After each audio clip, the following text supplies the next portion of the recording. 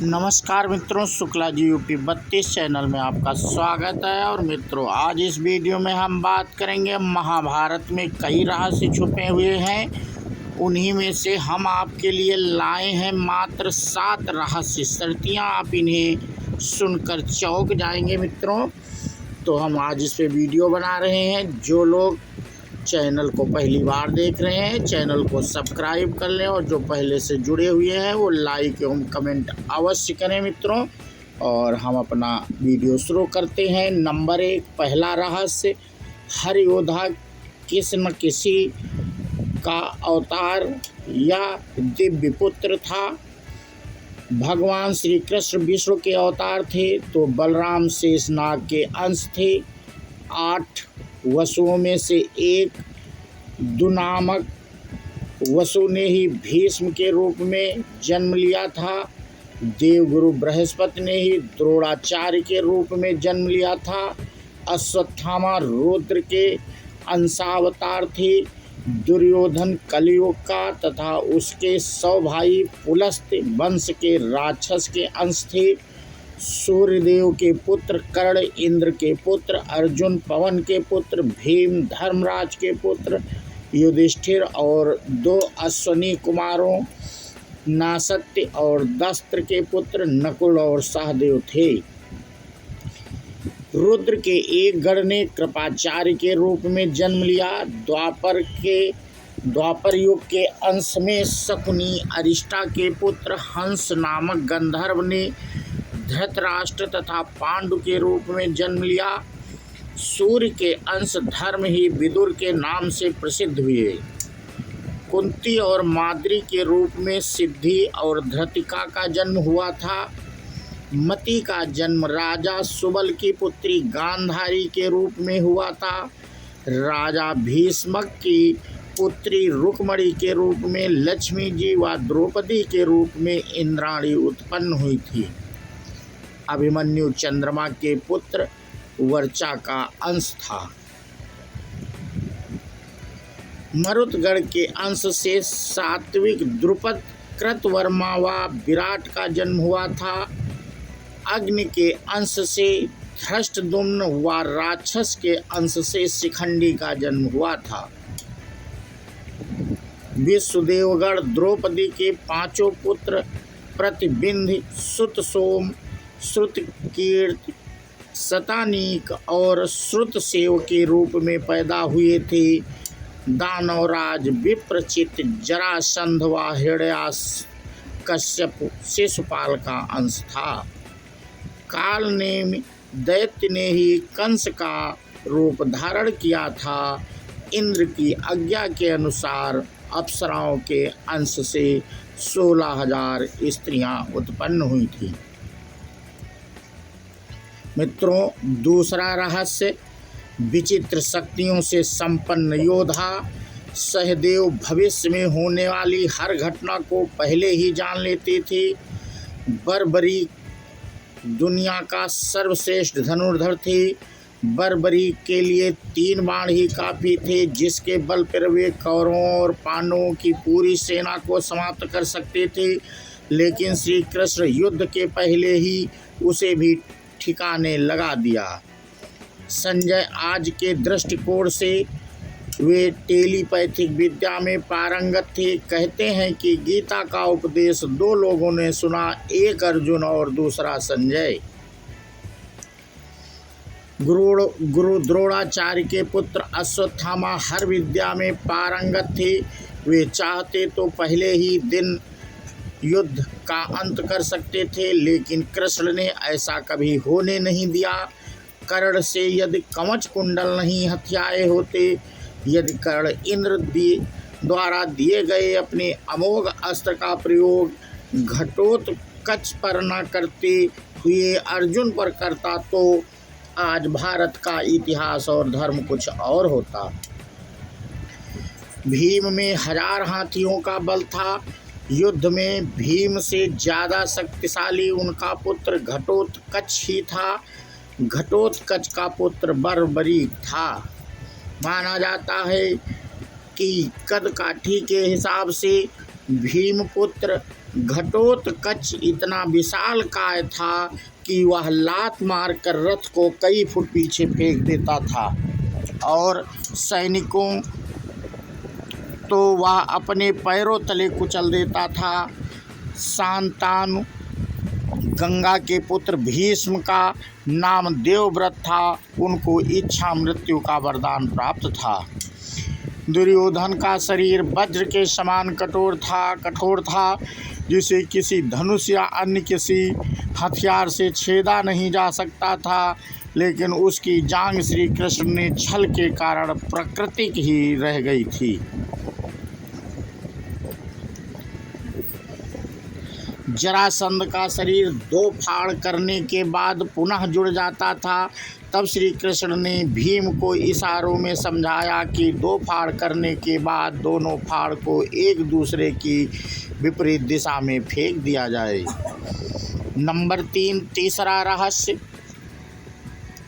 महाभारत में ना तो कौरवों ने युद्ध लड़ा और ना पांडवों ने। आपको यह जानकर आश्चर्य होगा कि महाभारत में ना तो कौरवों ने युद्ध लड़ा और ना ही पांडवों ने। कौरव उसे कहते हैं जो कुरुवंश का हो। कुरुवंश के अंतिम योद्धा भीष्म ही थे। धृतराष्ट्र के पुत्र कौरव और पांडु के पुत्र पांडु कहलाए, जबकि पांडु का कोई पुत्र नहीं था। पांडु पत्नी कुंती और माद्री ने देवताओं का आवाहन किया था, जिससे उन्हें 5 पुत्र उत्पन्न हुए थे। दूसरी ओर 100 कौरवों का जन्म वेद व्यास की कृपा से हुआ था। यह भी विदित हो कि वेद व्यास के पिता की कृपा से ही अंबिका से धृतराष्ट्र और अंबालिका से पांडु का जन्म हुआ, जबकि एक दासी से विदुर का जन्म हुआ था। मित्रों, चौथा रहस्य। महाभारत में किसी भी व्यक्ति का सामान्य रूप से जन्म नहीं हुआ। श्री कृष्ण का जन्म जहाँ कारावास में बहुत कठिन परिस्थितियों में हुआ, वहीं उससे पूर्व भीष्म का जन्म गंगा की शर्त के उल्लंघन स्वरूप हुआ।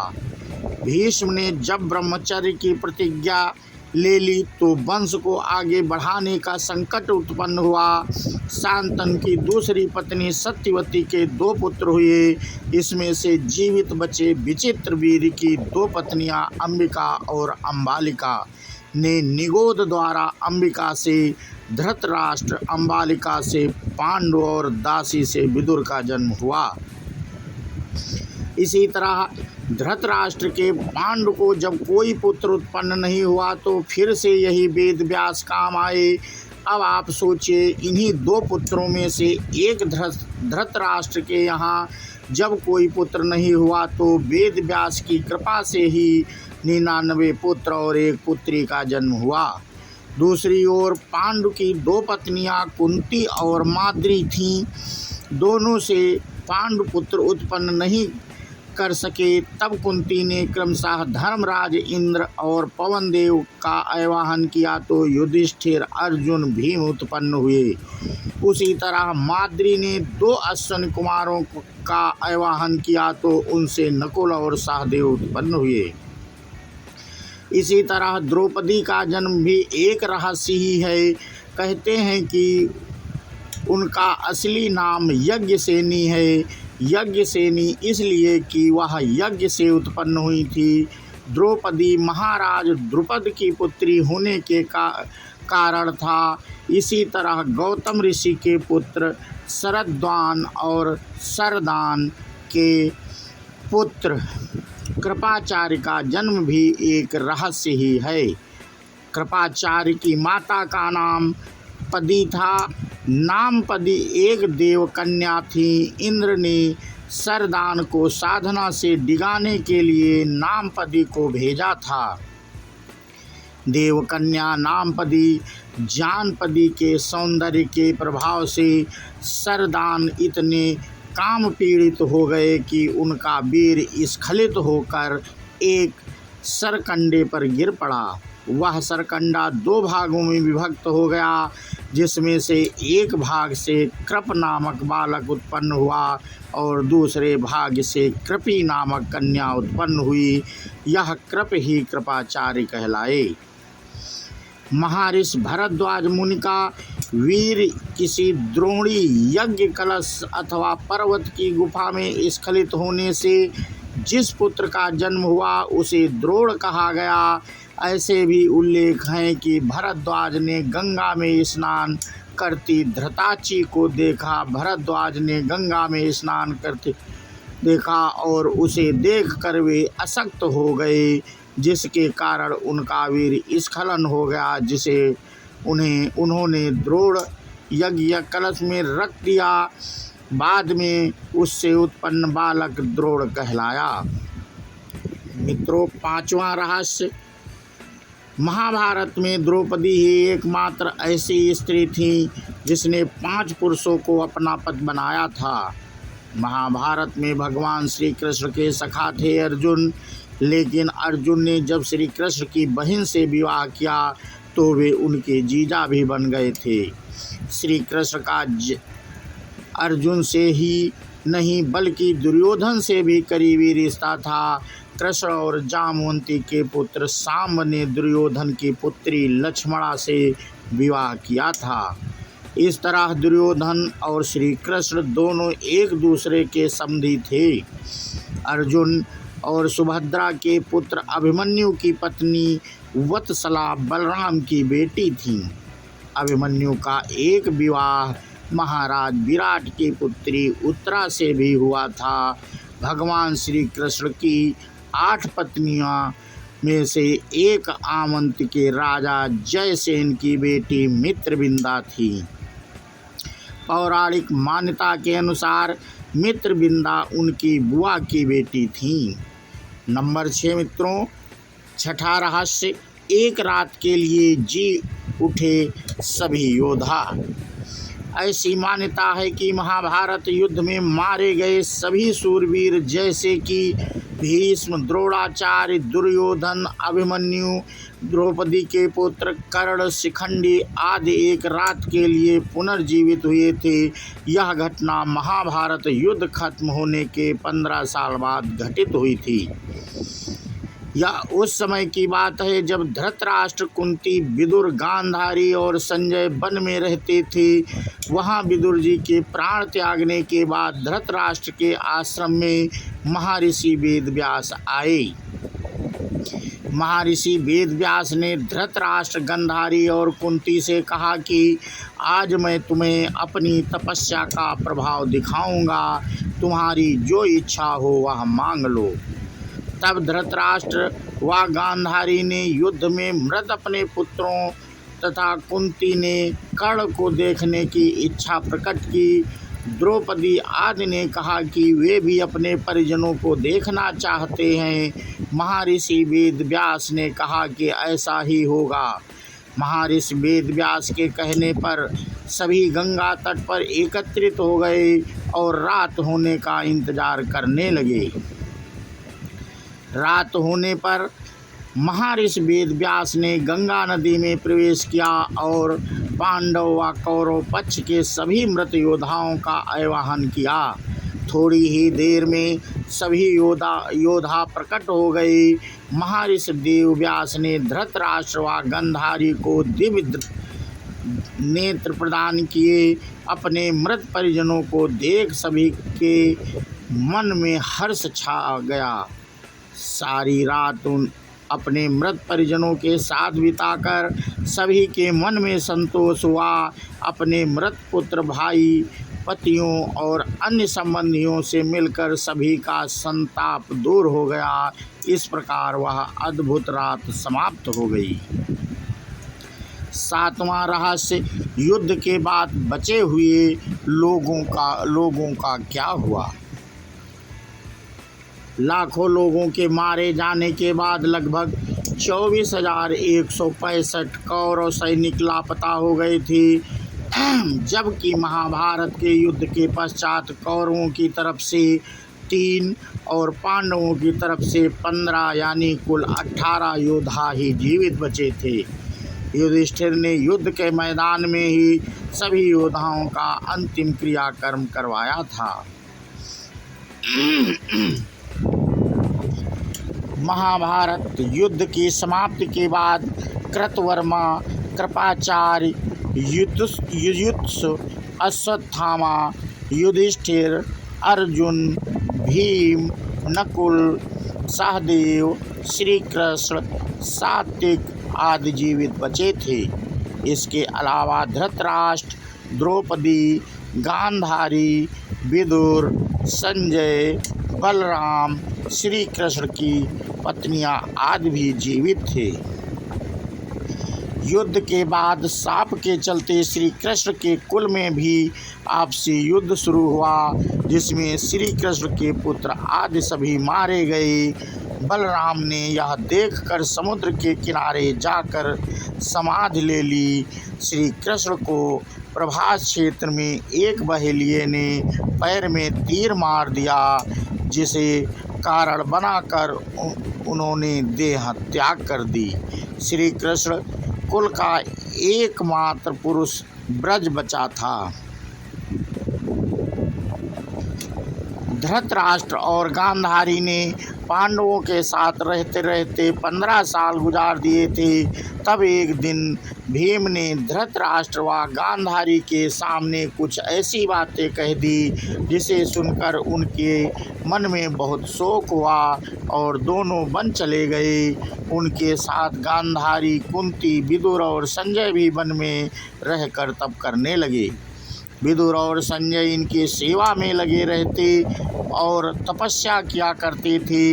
एक दिन युधिष्ठिर ने के वन में पधारने के बाद विदुर ने देह छोड़कर अपने प्राणों को युधिष्ठिर में समा दिया। फिर एक दूसरे दिन जब धृतराष्ट्र और अन्य गंगा स्नान कर आश्रम आ रहे थे, तभी वन में भयंकर आग लग गई। दुर्बलता के कारण धृतराष्ट्र, गांधारी व कुंती भागने में असमर्थ थे, इसलिए उन्होंने उसी अग्नि में प्राण त्यागने का विचार किया और वहीं एकाग्रचित होकर बैठ गए। इस प्रकार धृतराष्ट्र और गांधारी व कुंती ने अपने प्राणों को त्याग कर दिया। संजय ने यह बात तपस्वियों को बताई और वे स्वयं हिमालय पर तपस्या करने चले गए। धृतराष्ट्र, गांधारी व कुंती की मृत्यु का समाचार जब महल में फैला तो हाहाकार मच गया। तब देव ऋषि नारद ने उन्हें धैर्य बंधाया। युधिष्ठिर ने विधिपूर्वक सभी का श्राद्ध कर्म करवाया और दान दक्षिणा देकर उनकी आत्मा की शांति के लिए संस्कार किए। अंत में युधिष्ठिर अपना राजपाट परीक्षित को सौंपकर द्रौपदी सहित अपने चारों भाइयों के साथ सशरीर स्वर्ग चले गए। स्वर्ग के मार्ग में युधिष्ठिर की एकमात्र जीवित बचे, बाकी सभी एक एक करके गिरते गए और मरते गए। अंत में युधिष्ठिर ही जीवित ही स्वर्ग पहुँचे। तो मित्रों, इस वीडियो में हम महाभारत के कुछ रहस्यों के बारे में जानकारी आप लोगों से मित्रों शेयर कर रहे थे, और ये वीडियो आपको कैसा लगा हमें कमेंट करके अवश्य बताएं, और यदि कोई त्रुटि इसमें रह गई हो तो कमेंट करके बताएं। और हम जो लोग इस चैनल को पहली बार देख रहे थे मित्रों, तो वो चैनल को सब्सक्राइब कर लें। हम ऐसे ही धार्मिक वीडियो और ज्ञानवर्धक वीडियो अपने चैनल में लाते रहते हैं। तो अपना वीडियो समाप्त करते हुए मित्रों एक जयकारा लगाते हैं। बोलो श्री कृष्ण भगवान की जय हो। राधे राधे। जय हिंद, जय भारत, वंदे मातरम।